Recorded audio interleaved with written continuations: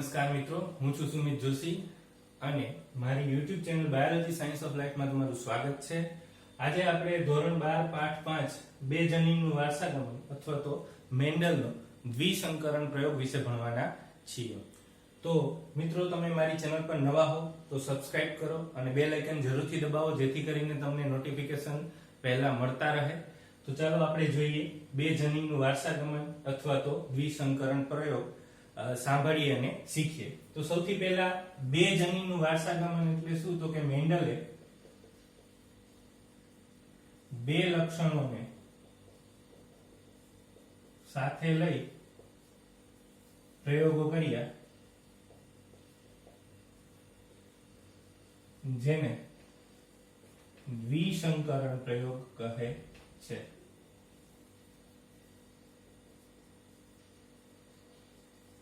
હવે આ પ્રયોગમાં મેન્ડલે જે વટાણાના લક્ષણોને ધ્યાનમાં લીધા તે લક્ષણોમાંથી પ્રભાવી અને પ્રચ્છન્ન લક્ષણો કયા છે તેના વિશે આપણે પહેલા જોઈ લઈએ.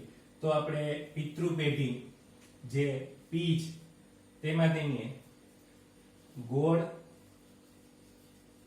અને પીળા, બરોબર છે. આ જે છે તે પ્રભાવી છે. તેની સંજ્ઞા આપણે જોઈએ તો capital R, capital R, capital Y લેવાની છે અને આ છે પ્રભાવી, બરાબર છે. ગોળ પીળા. પછી બીજું એનું સંકરણ જેની સાથે કરાવ્યું તે છે ખરબચડા લીલા. તો ખરબચડા લીલા માટે થશે small R, small R, small Y, small Y. આ છે પ્રચ્છન્ન લક્ષણ. તો મિત્રો, આની અંદર આપણે જોઈએ કે જે પ્રથમ પિતૃ પેઢી તરીકે જે પી લેવામાં આપણે પી લઈએ છીએ તો ગોળ પીળા જે છે તે પ્રભાવી છે અને કેવા છે તો કે એના જનીન છે તે સમયુગ્મી છે. એટલે કે જે ગોળ છે રાઉન્ડ એના માટે કેપિટલ આર અને પીળા જે છે એના માટે કેપિટલ વાય લેવામાં આવ્યું છે. એની સાથે સંકરણ કરતું જે પિતૃ છે કે જે પ્રચ્છન્ન છે ખરબચડા લીલા, તો એના માટે જે છે એ સ્મોલ આર ખરબચડા માટે અને લીલા માટે સ્મોલ વાય લેવામાં આવ્યું છે.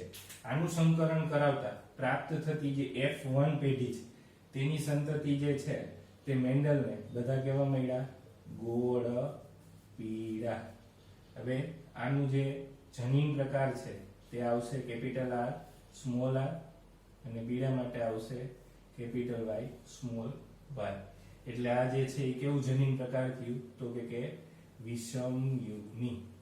હવે મિત્રો, આપણે જે છે એ F2 પેઢી જે છે એના માટે મેન્ડલે જે પ્રયોગ કરી અને પુનેટ સ્ક્વેરમાં આપણે સરળતાથી એને જોઈ શકીએ.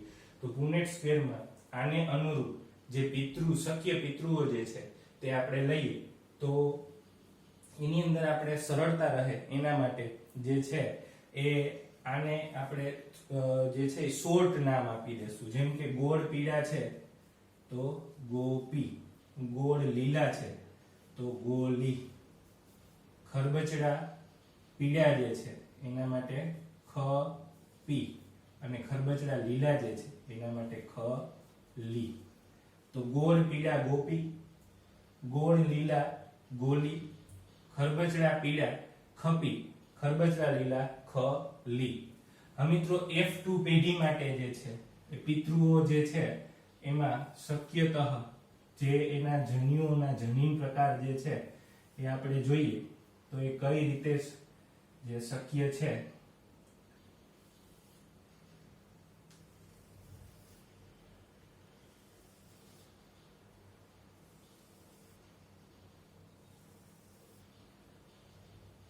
તો સૌથી પહેલા જે સમયુગની સ્થિતિ છે એને પહેલા અને છેલ્લા આપણે મૂકી દઈએ તો જોઈએ તો કેપિટલ આર, કેપિટલ વાય, પછી છે સ્મોલ આર, સ્મોલ વાય. આ સમયુગની સ્થિતિ છે. હવે વિષમયુગની સ્થિતિની અંદર જોઈએ તો પહેલા small R, capital Y, capital R, small Y, બરોબર છે. તો સેમ પિતૃ જે છે એ જન્યુનો સમાન પ્રકાર જે છે એ આપણે અહીંયા પણ લેવાનો છે એટલે કેપિટલ R કેપિટલ Y જે સ્મોલ r સ્મોલ y વચ્ચે સ્મોલ r કેપિટલ Y એની સામે કેપિટલ R સ્મોલ y. હવે આપણે જે છે એ ક્રોસમાં એનું મલ્ટીપ્લિકેશન કરતા જશું એટલે પેલું છે capital R capital R capital Y capital Y. આ જો મિત્રો આની અંદર જ્યાં સુધી જે આપણા લક્ષણો છે જેમ કે એનો રંગ અને એનો દેખાવ એની અંદર જ્યાં સુધી બંને સમયુગ્મી સ્થિતિ નહીં આવે એટલે કે બંને સ્મોલ નહીં આવે ત્યાં સુધી જે પ્રચ્છન્ન લક્ષણ છે અભિવ્યક્ત થશે નહીં. એટલે એને અનુસરીને આપણે આની અંદર જોતું જવાનું કે કયું લક્ષણ જે છે એ અભિવ્યક્ત થાય છે. જો આ જે R છે એ કેના માટેનું લક્ષણ છે તો R જે છે એ ગોળ અને ખરબચડા માટેનું લક્ષણ છે. કેપિટલ R હોય તો એ ગોળ હોય, બંને સ્મોલ r હોય તો જ એ ખરબચડું હોય. એની સામે જે y છે એ એના રંગ માટેનું છે. કેપિટલ Y તો પીળું, બંને સ્મોલ y આવે તો જ ને તો જ લીલું. એટલે આની અંદર જે છે એ પેલું આપણે આવશે ગોળ પીળા એટલે આપણા જે છે એ ગોપી જે શું આવશે ગોપી. હવે બીજું જે છે એની અંદર કેપિટલ R સ્મોલ r પછી કેપિટલ Y કેપિટલ Y તો આની અંદર પણ આવશે ગોપી કારણ કે એક પણ ત્યારે કેપિટલ હોય ત્યારે એની અંદર પ્રચ્છન્ન લક્ષણ અભિવ્યક્ત થતું નથી. ત્રીજું જે છે એમાં બે capital R capital Y small y આ પણ શું આવશે ગોપી. રેડી? પછી છે capital R small r capital Y small y તો આનું અંદર પણ શું આવશે ગોપી ગોળ પીળે. હવે નેક્સ્ટ હવે આ રીતના આપણે એનું મલ્ટીપ્લિકેશન કરશું તો small r capital Y capital Y આની અંદર પણ એક r આવ્યો એટલે આ પણ આવશે ગોપી. સ્મોલ r જો small r capital Y capital Y તો આ પણ આની અંદર બંને સ્મોલ r આવ્યા. r સ્મોલ r બે હોય તો આપણે કેના માટે હતું ખરબચડા માટે, પરંતુ અહીંયા y કેપિટલ છે એટલે p એટલે ખ પી. હવે જો આપણે આના માટે આપણે અલગ કલર યુઝ કરીએ તો ખપી. હવે next small r capital Y small y આની અંદર એક r આવી ગયો એટલે આ પણ શું આવશે ગોપી. પછી છે સ્મોલ r જો પાછા બે સ્મોલ r આવ્યા કેપિટલ Y સ્મોલ y તો આની અંદર પાછું શું આવશે ખપી ખરબચડા પીળા. બરાબર છે મિત્રો? આવી રીતના તમારે જોતું જવાનું. હવે આ ત્રીજી લાઈન જે છે આપણે મલ્ટીપ્લિકેશન કરશું તો capital R small y capital Y. હવે પણ આની અંદર આપણે શું છે તો કે કેપિટલ છે એટલે આ શું આવશે આપણું ગોપી જ આવશે. પછી છે capital R small y capital Y એટલે આ પણ શું આવશે ગોપી. કારણ કે એક પણ સ્મોલ કેપિટલ હોય એટલે એ પ્રભાવી લક્ષણ દર્શાવે. કેપિટલ R સ્મોલ y તો મિત્રો આ જે છે એની અંદર એક અલગ લક્ષણ પ્રાપ્ત થયું છે. જેમ કે આ બંને કેવા છે સ્મોલ y છે એટલે આ જે છે એ કેવું આવશે તો કે બે જે ગોળ તો આવશે પણ કલર કેવો આવશે લીલો એટલે આપણે આને શું નામ આપ્યું ગોલી. બરોબર છે મિત્રો? તો હવે નેક્સ્ટ આપણે જોઈએ તો કેપિટલ R સ્મોલ y પાછું કેવું આવશે તો કે આ બે y સ્મોલ છે એટલે કેવા આવશે તો ગોલી. હવે એના પછીનું આપણે લાસ્ટ જે છે એમાં small R capital R small Y capital Y એટલે આ આપણું પાછું કેવું આવશે ગોપી. પછી છે small R small Y capital Y. જો મિત્રો ખરબચડું અને પીળું તો એના માટે છે ખપી.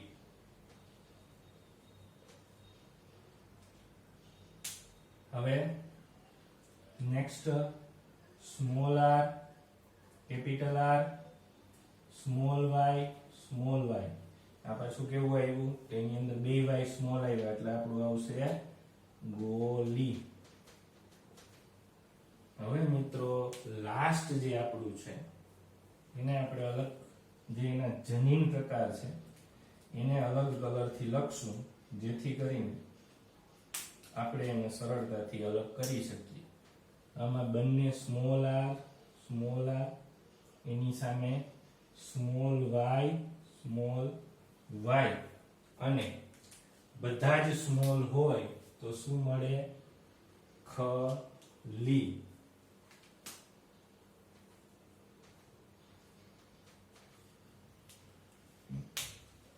હવે આના નંબર છે એ આપણે ગણી લઈએ. તો જે આપણે આ ચાર લખ્યા છે એમાં પહેલું છે ગોપી. તો ગોપી ટોટલ કેટલા છે એ આપણે ગણીએ તો 9 આવશે. ગોપી જે છે એ ટોટલ કેટલા આવશે 9. જો 1 2 3 4 5 6 7 8 9 ગોપી 9. ટોટલ જે છે એ 4 × 4 એટલે 16 બરોબર છે. તો 16 જે છે એમાંથી સૌથી વધારે 9 કે આવશે ગોપી કાનાને વાલી ગોપી એટલે આવશે 9. ગોપી પછી જે વચ્ચેના બંને છે એટલે કે ગોલી તો ગોલી કેટલા આવશે 3. જો તમે જોશો તો લાલ કલર ગોલી 1 2 3 ગોપી કેટલા ગોલી કેટલા તો 3. હવે એના પછી છે ખપી ખરબચડા પીળા. ખપી છે એ આપણે કાળા કલર થી લખ્યું છે 1 2 3 કેટલા આવશે 3. અને સૌથી શક્તિશાળી એટલે આપણો પહેલવાન ખલી કેટલા આવશે તો 1. ખલી ભાઈ એક જ હોય એમાં એક થી વધારે હોય નહીં એટલે ખલી કેટલા આવશે 1. તો મિત્રો આ જે દ્વિસંકરણ પ્રયોગ જે છે એને મેન્ડલ દ્વારા જ્યારે કરવામાં આવ્યું ત્યારે એને જે આ બે લક્ષણોને સાથે લઈ અને જે પ્રયોગ કર્યો અને એના દ્વારા એને જે પરિણામ મળ્યા કે ભાઈ સૌથી પહેલું F1 પેઢી જે છે તો F1 પેઢીની અંદર જે જરૂરી લક્ષણો હતા ઈ જ પ્રાપ્ત થયા એટલે કે ગોળ પીળા બધા કેવા પ્રભાવી. પણ એનો જનીન પ્રકાર જે છે એ કેવો હશે તો કે વિષમ યુગ્મી. એના કારણે એનું જ આંતરિક એટલે કે સ્વયં ફલન કરાવતા F2 પેઢી જે પ્રાપ્ત થાય છે એમાં પિતૃ જે છે એના દ્વારા પ્રાપ્ત થતા જે જન્યુ નર અને માદા જન્યુ જે આપણે લખ્યા છે બરાબર છે. જન્યુ જે છે એ કેવા હોય તો કે પિતૃ કરતા અર્ધા એકી હોય એટલે એની અંદર આપણે જે આ પ્રકારના શક્યતઃ જન્યુ પ્રકાર પ્રાપ્ત થાય છે. હવે મિત્રો આ જે છે એ પરિણામ જે પ્રાપ્ત થયું એના ઉપરથી મેન્ડલે એવું નક્કી કર્યું કે ભાઈ જેમ એક સંકરણ પ્રયોગની અંદર આપણે જે પરિણામ પ્રાપ્ત થતું હતું એને અનુસરીને આની અંદર પણ આપણે પરિણામ પ્રાપ્ત થાય છે. કઈ રીતે તો જો એને શું કહ્યું કે જે પરિણામ છે એને અલગ રીતે દર્શાવવા પ્રયત્નો કર્યો.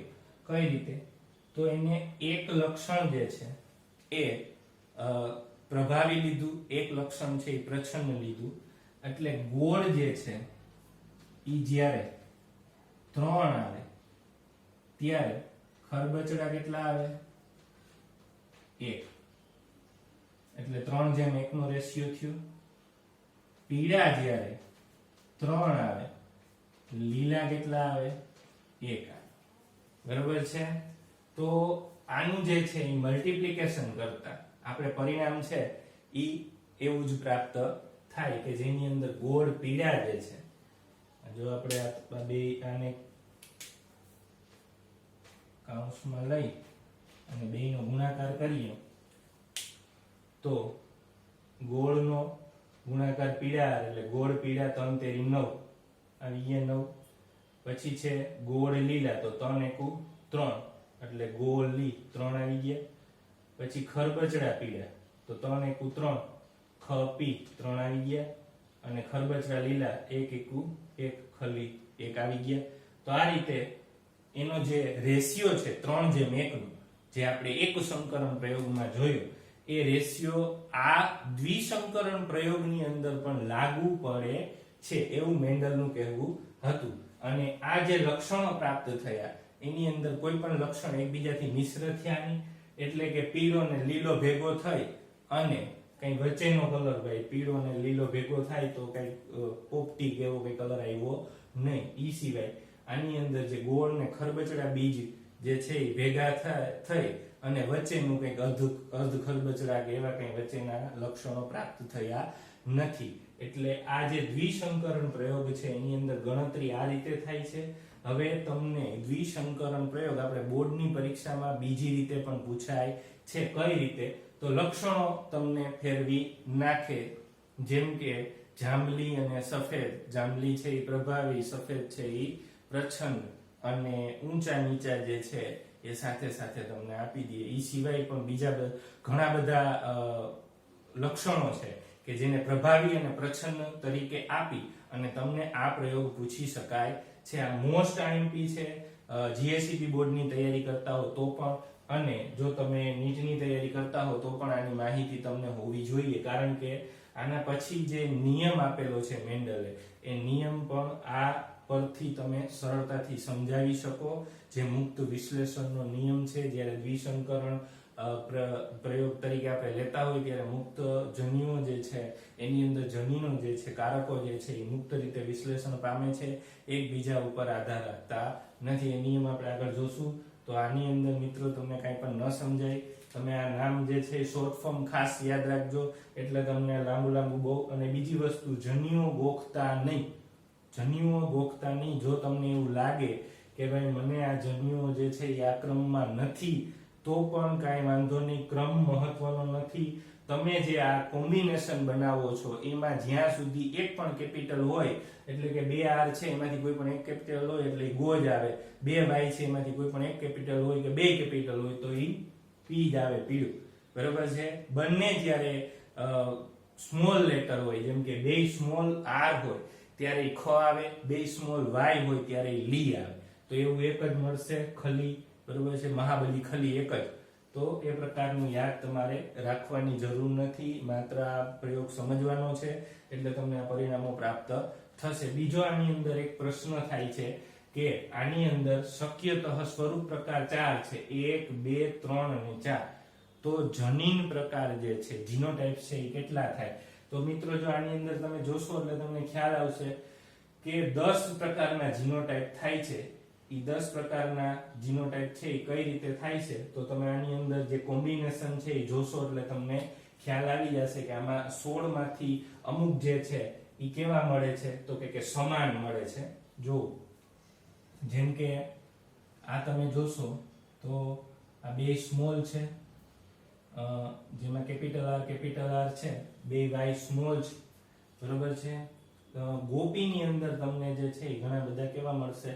તો કે કોમન મળશે. એટલે ટોટલ આની અંદર સ્વરૂપ પ્રકાર 4 છે અને જનીન પ્રકાર છે એ 10 થાય છે. જો તમને ના સમજાય કઈ રીતે 10 થાય છે તો કમેન્ટ કરજો, આપણે એનો વિડીયો અલગથી બનાવી દેશું. તો અહીંયા આપણે તમને કંઈ પણ સમજાય નહીં તો તમે કમેન્ટ કરીને મને જણાવો, હું તમને જરૂરથી જવાબ આપીશ. તો આ આઈએમપી છે, ખાસ તૈયાર કરજો, મૂકી ન